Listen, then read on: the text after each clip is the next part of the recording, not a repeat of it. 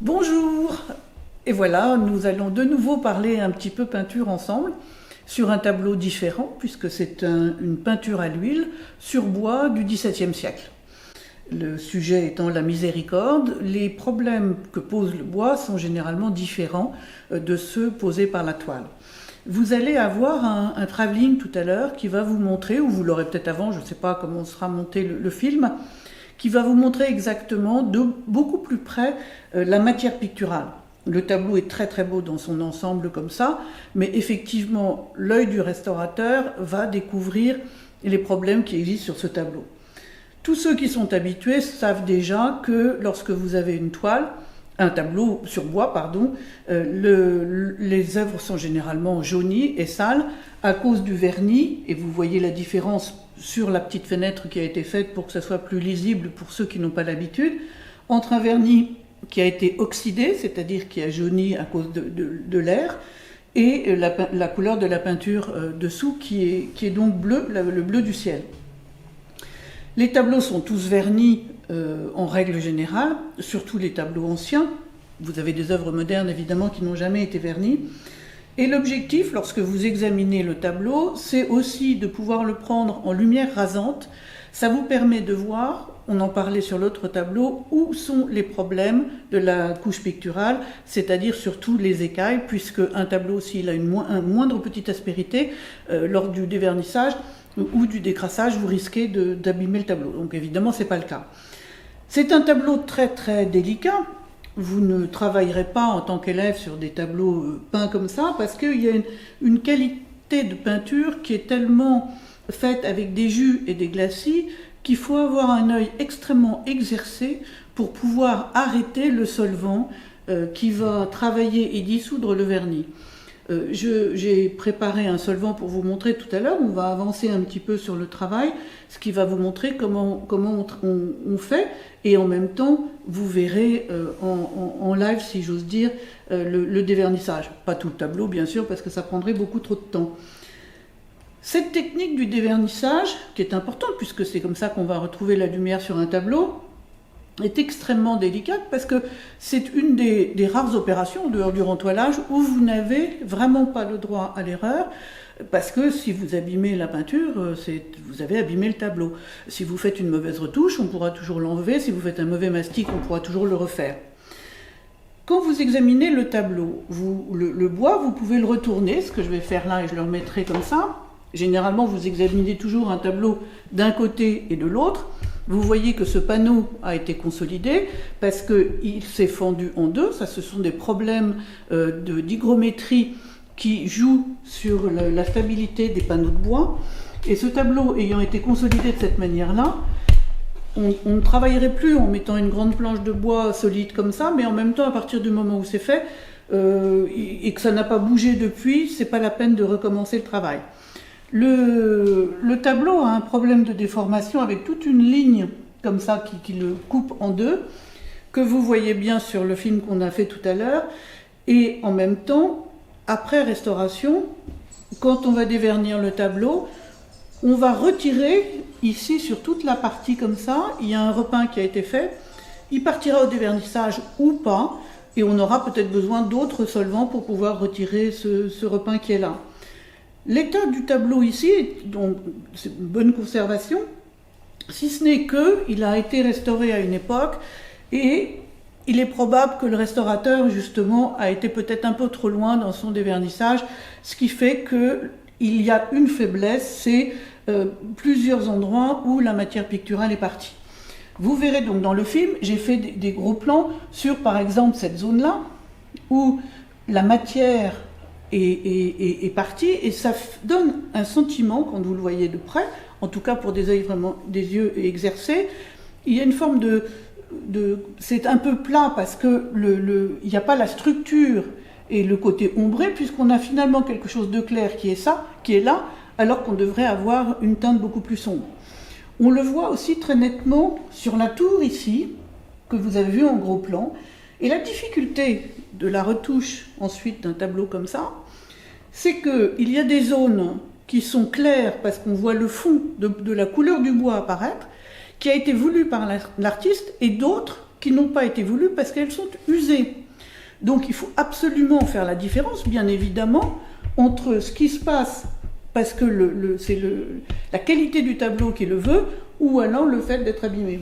Vous avez ici dans le ciel, on voit, l'artiste s'est servi du fond de bois pour, en transparence, donner une couleur comme si nous avions des nuages. C'est très beau, c'est une grande qualité de matière, de peinture, mais en même temps extrêmement délicat, bien évidemment. Le tableau est peint presque avec un jus de peinture. La peinture n'est pas épaisse du tout. Donc il faut être extrêmement précautionneux, et surtout, c'est d'ailleurs pour ça que je dis toujours à tous les élèves de travailler petit carré par petit carré. C'est très difficile parfois de l'obtenir, mais c'est fondamental de travailler comme ça, parce que votre œil, même pour un professionnel, quand vous faites une petite zone comme ça, là j'en ai fait 2, votre œil est concentré en permanence sur ce que vous faites. Et ça, c'est très important, parce que il ne faut pas discuter avec quelqu'un d'autre, il faut vraiment être à son travail, parce que si vous faites une zone comme ça, puis que vous finissez par faire des grandes choses comme ça, votre solvant va agir là, vos yeux seront là, et après vous ne verrez pas, et ça sera une catastrophe. Il faut aller très lentement. Il faut se dire qu'en restauration de tableau, on n'est jamais pressé, parce que c'est délicat, et que, bien évidemment, on est là pour sauvegarder des tableaux et pas les abîmer, ça va de soi. Alors, vous allez voir aussi, donc, dans cette bande que je vous ai faite avant pour pouvoir revoir le tableau de plus près, vous verrez très nettement les repeints qui sont là. On les voit, alors là, quand je vous les montre, vous ne les voyez peut-être pas, mais ici, c'est très net. Vous avez des repeints aussi qui sont là et qu'on voit, qu'il ne faut pas confondre avec des ombres du rocher. Ça, c'est encore une notion de savoir regarder un tableau, essayer de le comprendre. Donc, ces repeints, on les fera disparaître après, au moment du dévernissage ou pas. Et ensuite, je vais vous montrer maintenant, après avoir regardé, enfin, il y a d'autres endroits, évidemment, où vous pouvez voir les usures sur le couple qui est ici. Vous verrez, il y a des tas de petites usures comme ça, qui de loin, on ne fait pas tellement attention, mais quand on regarde de près, c'est vraiment très très très gênant pour la lisibilité du tableau. Et quand tout ça sera retouché, puisque nous sommes tous confinés, c'est pour ça que je fais des films pour vous montrer à vous, mes élèves, comment on va avancer sur un tableau comme ça. Enfin, c'est moi qui vais le faire. Je dis ça pour rassurer mon client quand même, parce qu'évidemment, c'est pas les élèves qui vont le faire. Il m'a très gentiment donné l'autorisation de filmer l'évolution de son tableau pour que vous puissiez voir comment ça se passe. Je ferai ensuite du repiquage et des légers glacis, et on fera de nouveau des zooms avec l'iPhone comme ça pour que vous puissiez vraiment voir l'évolution du travail sur un tableau comme celui-là. Donc, on va procéder au dévernissage. Alors, ce que je ne vous ai pas dit sur l'autre le petit tuto qu'on a fait sur l'autre tableau, c'est que lorsque vous voulez savoir si un tableau est sale ou pas, regardez les parties blanches du tableau. Vous avez ici, par exemple, un col, vous avez un vêtement. Alors évidemment, tout n'est pas blanc, blanc, blanc complètement, ça va de soi. Mais il y a des zones où vous vous dites c'est pas possible que ça soit jaune comme ça, à mon avis ça doit être plus clair. Et en regardant ces zones-là, c'est là où votre œil pourra capter le plus facilement possible, voir le plus facilement la saleté d'un tableau en fait. L'état de salissure dans lequel se trouve l'œuvre. Alors évidemment, quand vous avez déjà un test de dévernissage, vous voyez tout, ça vous saute aux yeux. Mais quand vous n'avez pas ça, ça ne vous saute pas aux yeux, croyez-moi. Voilà, donc maintenant je vais procéder je vais dévernir légèrement avec des solvants que j'ai déjà évidemment mélangés et préparés pour pouvoir vous montrer comment on va faire. Vous avez d'un côté, comme vous le savez, un solvant et de l'autre côté, vous avez un neutralisant, bien évidemment.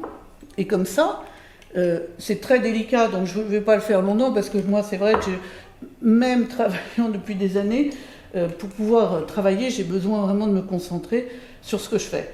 Là, j'ai pris un solvant qui va me permettre d'arriver. Alors, je neutralise avant la zone ici qui est déjà à nu pour ne pas risquer de l'abîmer. Et vous voyez que j'avance tout doucement, mais tout doucement, pour pouvoir retirer ce vernis qui est très léger et très très fin. On voit par rapport à celui qui est blanc. Voilà, alors le tableau il a déjà été un petit peu décrassé évidemment, en tout cas ici, avant de pouvoir être déverni, parce que c'est ce que je voulais vous montrer, c'était le dévernissage. Voilà. Et là, vous stoppez tout de suite l'action du solvant que vous avez utilisé.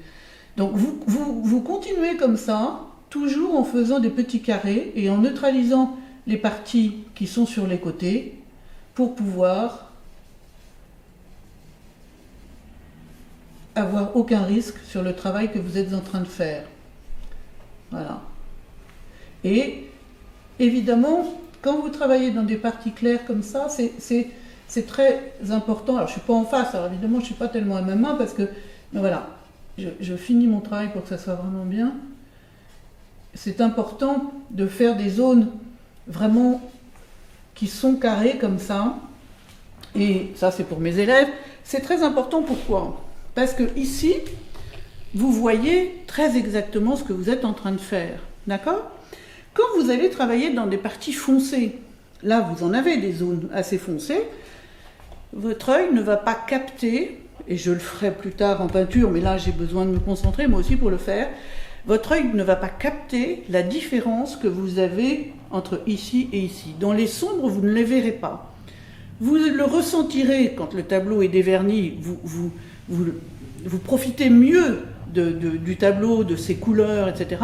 Mais vous n'intégrez pas exactement, ça vous paraît toujours plus sombre ici que là. Je vous dis ça pourquoi ? Parce que c'est très important de comprendre une chose.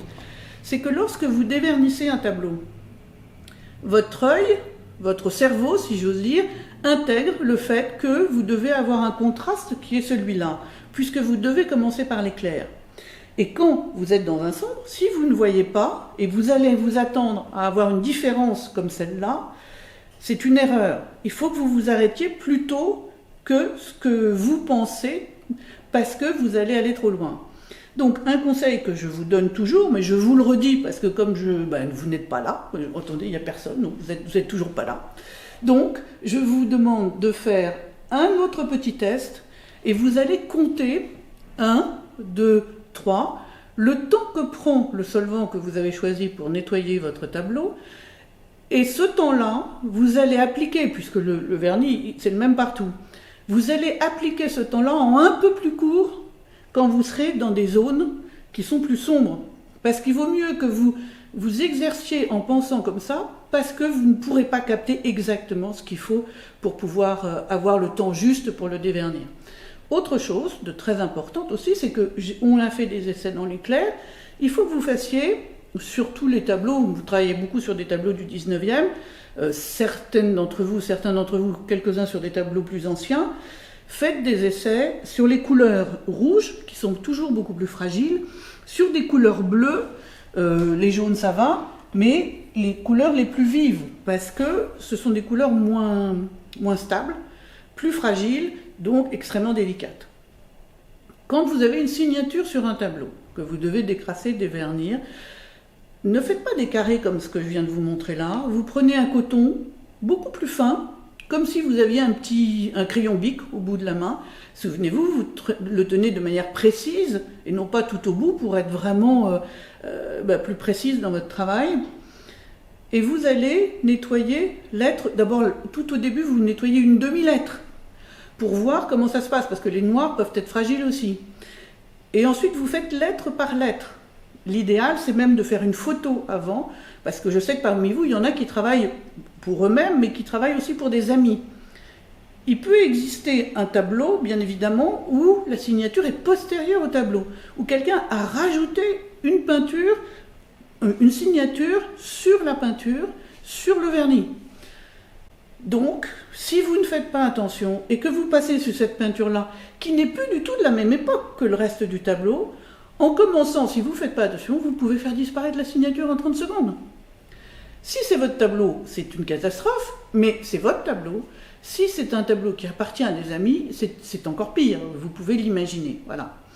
Donc, il y a beaucoup de précautions à prendre. C'est une des étapes les plus délicates qui soit, c'est décrasser un tableau. Si le tableau a une crasse sur du vernis, c'est moins délicat, quoique, il faut toujours faire attention s'il n'y a pas une écaille quelque part, etc., etc. Et le dévernissage, évidemment, c'est encore ce qu'il y a de plus délicat. Voilà, donc je vous ai un peu expliqué ce qui va être fait sur ce tableau-là, au niveau de la couche picturale et du dévernissage. On passera à d'autres étapes après, que nous filmerons pour pouvoir continuer à avoir des cours, voilà, même si nous sommes tous confinés. À bientôt, au revoir.